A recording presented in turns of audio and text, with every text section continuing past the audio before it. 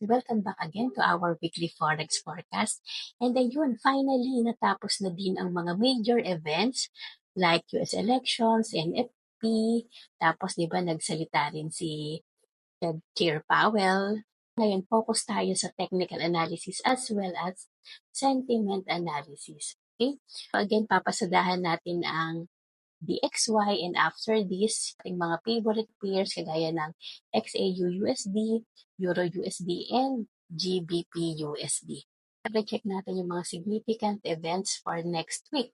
Monday, November 18 kay JPY, BOJ, Governor Speaks.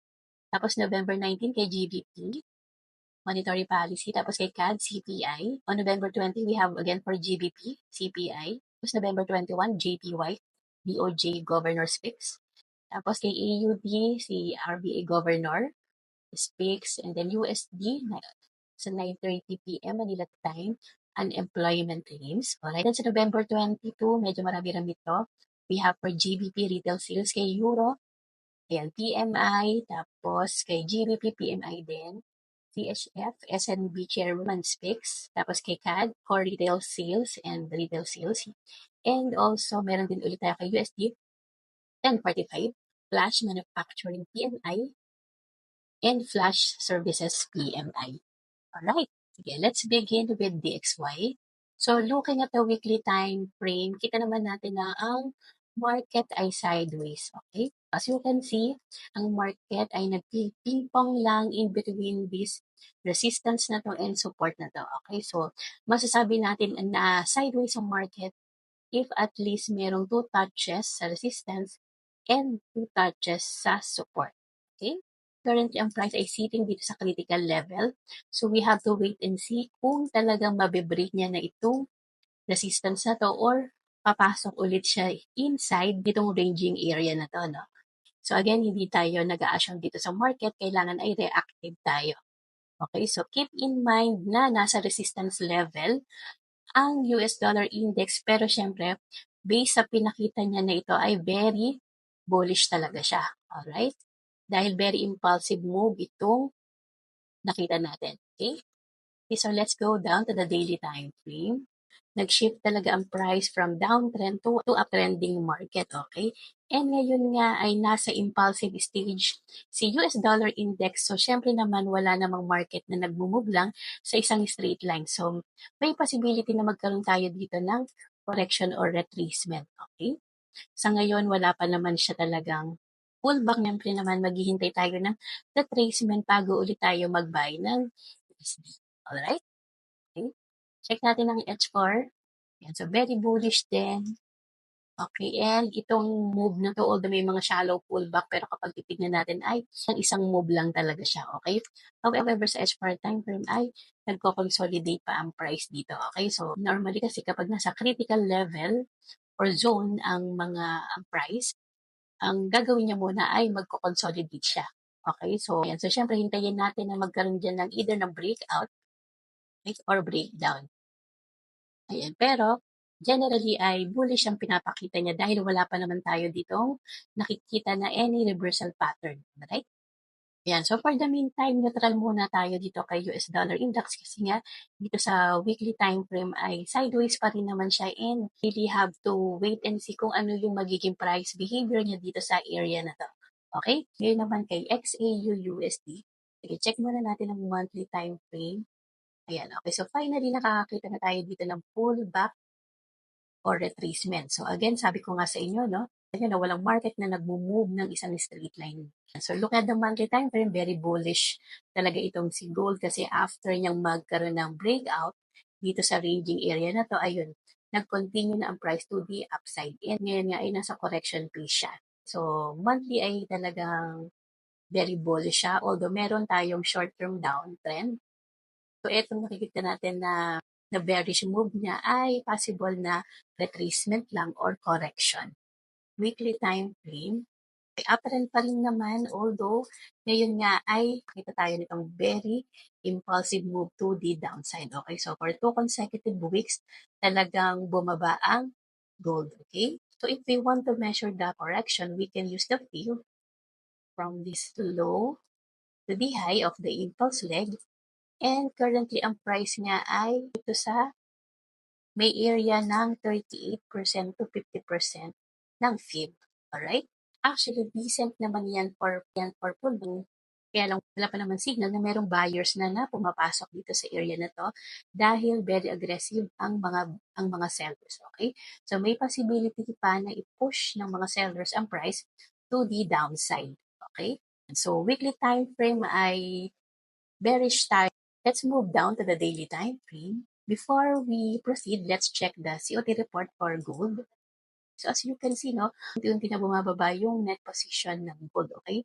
So from 310 and ngayon nga ay 236,000 na lang ang kanilang net positions, okay? So mapapansin nyo na unti-unti silang nagko-close ng kanilang mga long orders. So for short term, ay nag-shift ang mga big institutions kay gold from bullish to bearish, okay?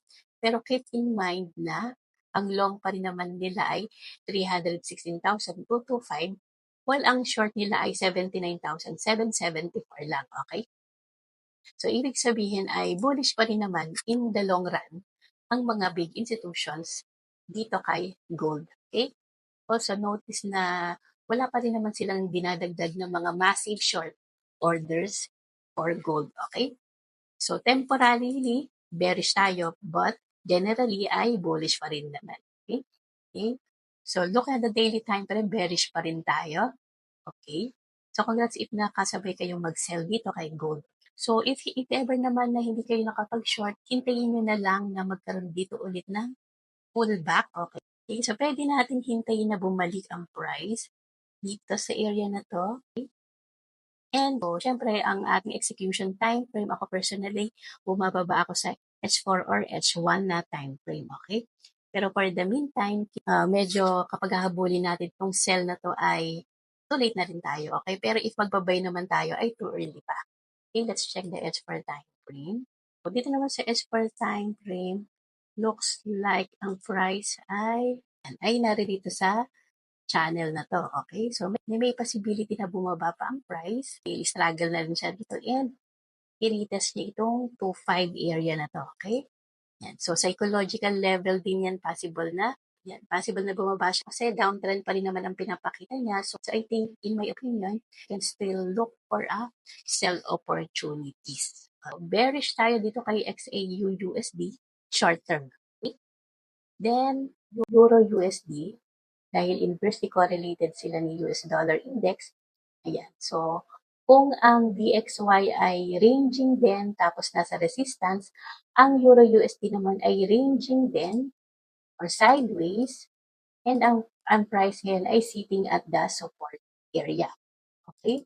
Dalawang possible na mangyari dito. Pwedeng pumasok ulit siya dito inside the ranging area or magkaroon na ng breakdown and puntahan niya na itong next na support level. Okay? So, yan. Although, syempre, malayo-layo yan. Kaya, possible na magkaroon nga dito muna ng either false breakdown, tapos saka siya pumasok ulit dito and i-retest niya itong resistance level na to. Okay? Dahil naririto yung supply level. Okay? Kung nag-aaral kayo ng supply and demand, ito yung tinatawag na drop-based drop. Okay? And then, daily time frame. So, itong double top na to, nag-continue na ang price to the downside. So, nagkaroon naman dito ng pullback. Tinas niya itong 38.2% and boom, bumaba na siya. Siyempre, tingnan din natin ang COT report. Also confirms na nag-shift talaga sila from bullish to bearish kasi from 100,000 na net positions ay ngayon ay negative 7,000 ang kanilang net positions. Although, unti-unti na ulit silang nag-a-add ng kanilang net positions and nagko-close ng short positions. Okay? So, may possibility talaga na mag-react ang price doon sa nakita natin sa support area and magkaroon na ng pullback. Okay? Tingnan natin sa H4 kung meron ditong. So, I think dito sa Euro-USD, pwede naman tayong mag-buy dahil nasa support area siya as long as makakita tayo dito ng bullish price action. Okay? So, that's for Euro-USD. Again, maghihintay ako ng bullish price action before ako mag-buy dito kay Euro-USD para sigurado kasi nga downtrend pa rin naman ang pinapakita niya even dito sa H4 time frame. Alright? And for the last pair, GBP USD, nag-shift din siya from uptrend to downtrend. Okay? Very aggressive din ang move niya to the downside. Okay? Daily time frame, kita natin itong M pattern na to, no? Okay. So, usually kasi kapag ganitong mga M pattern, binabalikan niya talaga itong neckline. Okay? Kasi again, may possibility lang na magkaroon ng upward move and balikan niya itong neckline. Okay? Ito yung next na support natin. And so, if magkaroon tayo dito ng breakdown, may possibility na i-revisit niya ulit itong price na to. Okay? Siyempre, but more on bullish ako kasi nga nasa support area siya. Let's check the COT report for GBP. Net long pa rin naman, okay, ang kanilang long position ay 119 versus a short lang na 63,942.